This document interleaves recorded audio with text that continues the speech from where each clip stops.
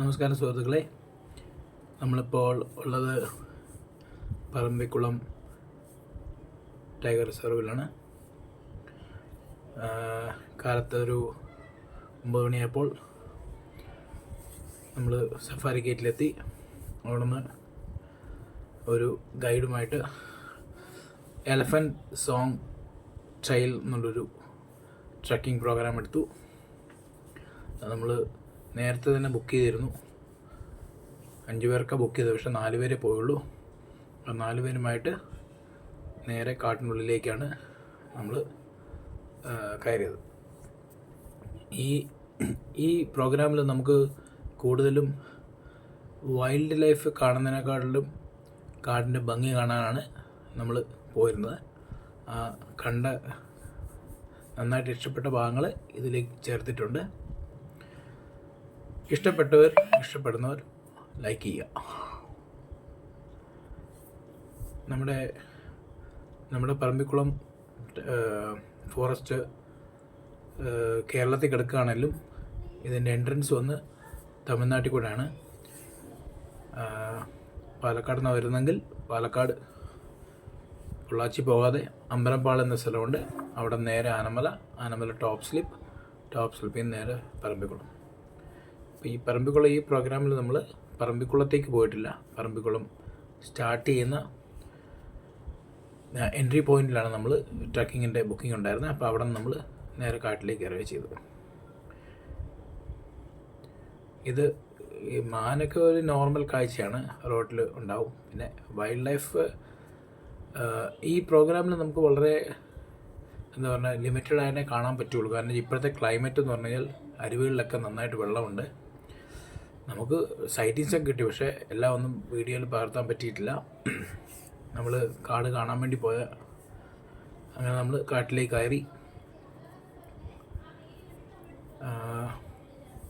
ആദ്യം നമ്മൾ കുറച്ച് പുൽമേടുകളും അങ്ങനെയുള്ള ഭാഗങ്ങൾ കവർ ചെയ്ത് മുമ്പോട്ടേക്ക് പോയിക്കൊണ്ടിരുന്നു. നമുക്ക് പോകുന്ന വഴി ഹനുമാൻ ലങ്കൂർ, പിന്നെ നമ്മളെ നോർമൽ കുരങ്ങന്മാർ, ആന, ടൈഗർ സൈറ്റിങ്സ് ഒന്നും ഉണ്ടായില്ല. ടൈഗർ പാസ് ചെയ്ത് പോയതൊക്കെ നമുക്ക് വിസിബിളായിരുന്നു. അങ്ങനെ മുമ്പോട്ട് നീങ്ങിക്കൊണ്ടിരിക്കുന്നു.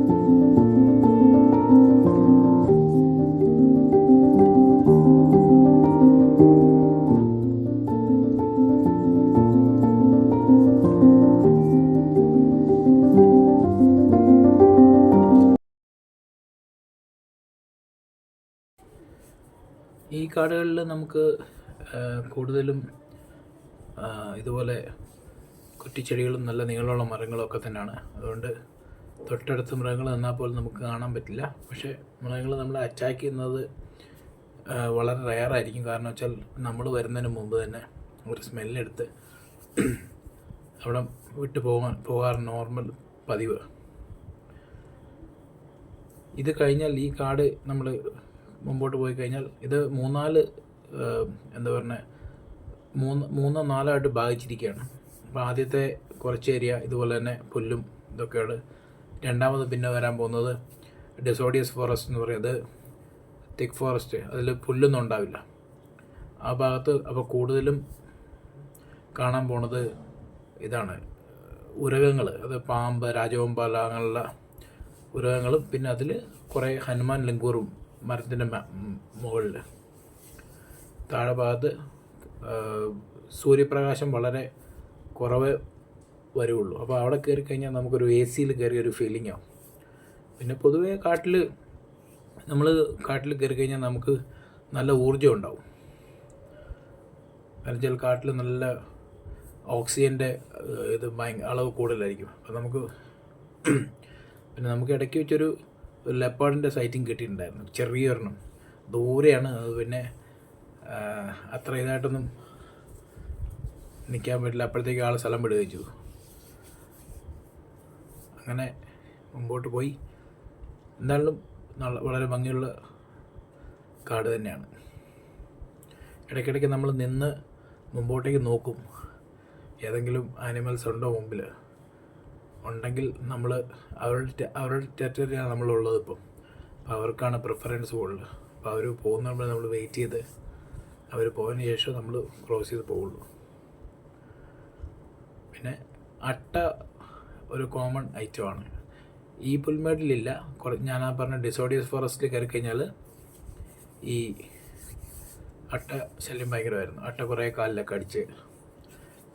അത് പോകുന്നവരുണ്ടെങ്കിൽ അതിന് മുമ്പ് ഒന്നുകിൽ ഷൂവും സോക്സും ഇട്ടിട്ട് പോവുക, അല്ലെങ്കിൽ എന്തെങ്കിലും അപ്ലൈ ചെയ്തിട്ട് പോവുക. സ്മെല്ലുള്ള അപ്ലൈ ചെയ്ത് പോകണ്ട. കാട്ടിൽ കയറിയാൽ മൃഗങ്ങൾക്കത് ഡിസ്റ്റർബൻസ് ആവും.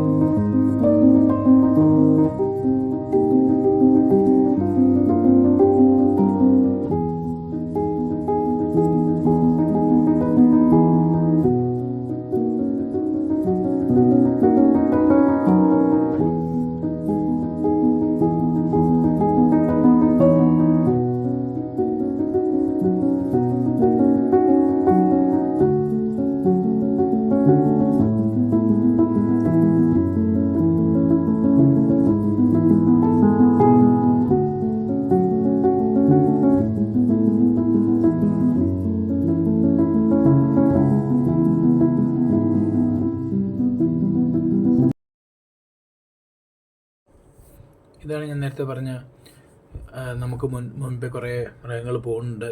അവർ നമ്മുടെ പ്രസൻസ് മനസ്സിലാക്കി മുമ്പോട്ടേക്ക് പോയിക്കൊണ്ടിരിക്കും. ഇപ്പോൾ കണ്ടത് ആന പുല്ലെടുത്ത് തട്ടി തിന്ന് പോയതിൻ്റെ ഇതാണ്. അപ്പോൾ ആന നമ്മൾ തൊട്ട് മുമ്പ് ഒരു 15-20 മിനിറ്റ് മുമ്പ് പോയിക്കൊണ്ടിരിക്കുകയാണ്. അപ്പോൾ നമ്മളെ കാട്ടിൽ കയറിയ സ്മെല്ലെടുത്ത് നമുക്ക് മുൻപ് പോയിക്കൊണ്ടിരിക്കുകയാണ്. കുറേ ദൂരം പോയിട്ട് പിന്നെ അവിടുന്ന് അവരുടെ ആനത്താര, റൈറ്റിലേക്ക് ഒരു ആനത്താര പോലെ ഉണ്ടായിരുന്നു, അതിലിറങ്ങി പോയിട്ടവർ. അതേപോലെ തന്നെ സെയിം ഈ റൂട്ടിൽ കടുവയും പോയതിൻ്റെ അടയാളങ്ങൾ നമുക്ക് കാണാൻ കഴിഞ്ഞിട്ടുണ്ട്. പക്ഷേ കടുവയുടെ സൈറ്റിങ് വളരെ റെയറാണ്. അലാം കോൾസൊക്കെ ഉണ്ടായിരുന്നു ഞങ്ങൾ കാട്ടിൽ കയറിയപ്പോൾ തന്നെ. പക്ഷേ കടുവയുടെ സൈറ്റിങ് കിട്ടിയില്ല. ആകെ ഒരു ലെപ്പേർഡിൻ്റെ ചെറിയൊരു മൂവ്മെൻറ്റ് മാത്രമേ കണ്ടേ ഉള്ളൂ.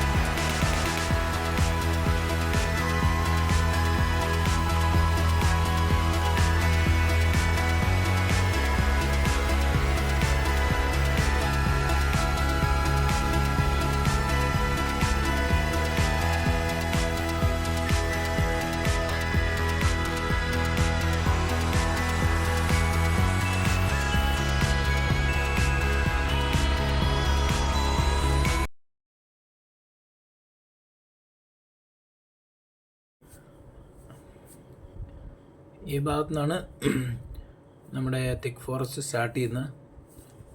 കുറേ ദൂരം കഴിഞ്ഞാൽ നമുക്ക് താഴേക്കൊരു ഇറക്കം പോലെയാണ്. അത് ഇറങ്ങി ചെല്ലുന്നൊരു അരുവിയിലേക്കാണ്, കാട്ടരുവിയിൽ നമ്മുടെ ഗൈഡ് ഏട്ടൻ പറഞ്ഞത് കാട്ടരുവിയിൽ നമ്മൾ കാല് നനച്ച് മുഖമൊക്കെ കഴുകി കഴിഞ്ഞാൽ നമുക്കൊരു ഒരുമാതിരിപ്പെട്ട അസുഖങ്ങളൊന്നും വരില്ല എന്നൊക്കെയാണ് വിശ്വാസം. നമ്മളും കാലും കൈയൊക്കെ കഴുകിയിട്ടാണ് പോയത്. പിന്നെ ഇറങ്ങുന്നതിന് വളരെ ശ്രദ്ധിച്ചു. ഏതെങ്കിലും മൃഗങ്ങൾ, പ്രത്യേകിച്ച് ടൈഗറൊക്കെ എന്ന് പറഞ്ഞു കഴിഞ്ഞാൽ ഇതുപോലുള്ള തണുപ്പ് അരുവിയുടെ ഭാഗത്തൊക്കെ വന്ന് ഭക്ഷണം കഴിച്ചിട്ട് സുഖമായിട്ട് തണുപ്പത്ത് കിടന്ന് ഇത് ചെയ്യും, റെസ്റ്റ് എടുക്കും. അപ്പോൾ നമ്മൾ പതുക്കെ താഴേക്ക് ഇറങ്ങിയപ്പോൾ നോക്കി എന്തെങ്കിലും ആനിമൽസ് ഉണ്ടോ. അപ്പോൾ നമ്മൾ പോയി കഴിഞ്ഞാൽ ഒന്നും കാണാൻ സാധിച്ചില്ല. പക്ഷേ ഉണ്ടാവാറുണ്ടെന്നാണ് ഗൈഡ് പറഞ്ഞത്. പിന്നെ നമുക്ക് അതിൻ്റെ ബഗ് മാർക്സും അതൊക്കെ കാണാൻ കഴിഞ്ഞിട്ടുണ്ട്. പക്ഷേ ആനിമലിനെ കാണാൻ പറ്റിയില്ല. നമ്മൾ ഈ കാട് കയറുന്നതിന് മുമ്പ് ആൾ ചോദിച്ചു നമ്മൾ എന്താണ് ഈ കാട്ടിൽ വന്നതിൽ ഉദ്ദേശമെന്ന്. നമ്മൾ വളരെ ക്ലിയറായിട്ട് തന്നെ പറഞ്ഞു, നമുക്ക് ആനിമൽസിനെ കാണാൻ വേണ്ടി വന്നതല്ല, കാട് കാണാൻ വേണ്ടി വന്നതാണ്. അപ്പോൾ നമ്മൾ അത് വളരെ ഭംഗിയായിട്ട് അത് കാണാനും നമുക്കത് കാടിൻ്റെ ഇത് എൻജോയ് ചെയ്യാനും സാധിച്ചിട്ടുണ്ട്.